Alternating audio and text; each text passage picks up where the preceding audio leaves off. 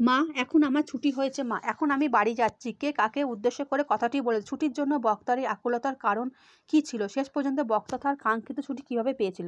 রবীন্দ্রনাথ ঠাকুরের ছুটি গল্পের প্রশ্নোত্থিত মন্তব্যটির কাহিনীর প্রধান চরিত্র ফটিক তার মাকে উদ্দেশ্য করে বলেছে। ফটিকের মামা ফটিককে কলকাতা পড়াশোনার জন্য নিয়ে গেল। একদিকে মামার বাড়িতে মামির অগ্রাহ্য, আবার শহরে বদ্ধ জীবন ফটিক কখনোই পড়াশোনার জন্য আকৃষ্ট করতে পারেনি।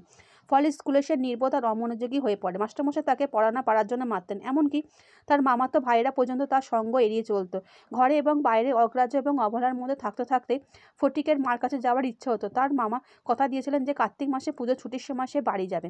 তখন থেকে শুরু হয় ছুটির জন্য ফটিকের অপেক্ষা। অসুস্থ হবার পরে ফটিক নিজে ছুটি করে নিতে চেয়েছিল, কাউকে কিছু না বলে বাড়ি থেকে চলে গিয়ে। কিন্তু মামা পুলিশের গাড়ি লাগায় তাকে ফিরিয়ে আনার জন্য। জীবনে যে ছুটি ফটিক চেয়েছিল সে তা পায়নি, কিন্তু মৃত্যু তাকে সেই ছুটি সুযোগ করে দিয়েছে।